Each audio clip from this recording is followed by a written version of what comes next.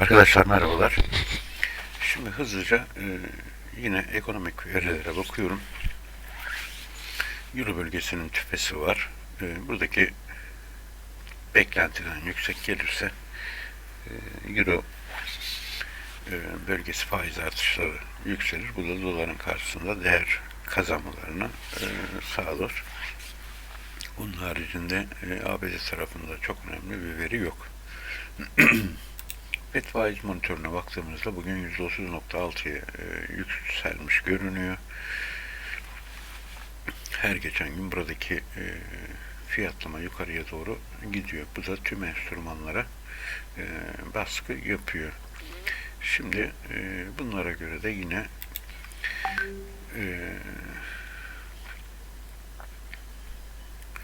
risk parametresini nötre ayarladım. Yani burada bana verdiği hedef kanalın tamamı kadar bir düşüş gerçekleştikten sonra ancak alıma geçecek. Şimdi de bu parametreye göre işlem noktalarına bakalım.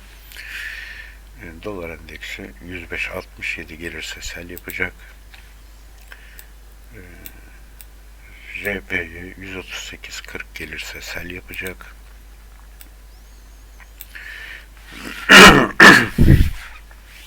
GBP 1.18.88 gelirse buy yapacak.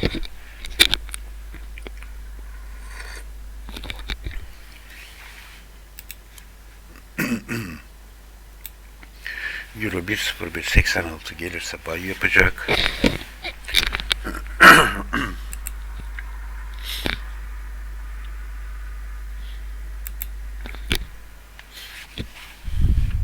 Hisse senetleri daha henüz açılmadı ama Tesla için pre-markete bakacağım. Orada bir düşüş görünüyor. Nasdaq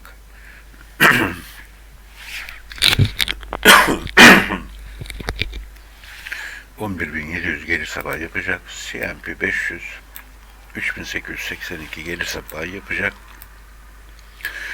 Bitcoin 22.574 gelirse buy yapacak. Ethereum 1590 gelirse buy yapacak. AVAX 16.55 gelirse buy yapacak.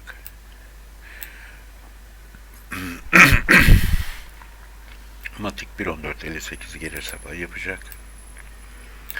DOT 5.96 gelirse buy yapacak. Altın 1814 gelirse buy yapacak. Gümüş 20.43 gelirse buy yapacak.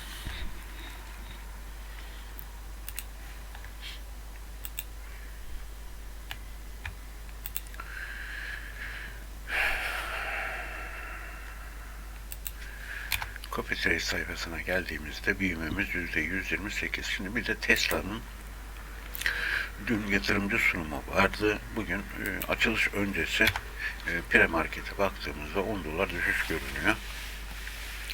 Yani Tesla büyük ihtimal gaplı aşağı yönlü açılış yapacak.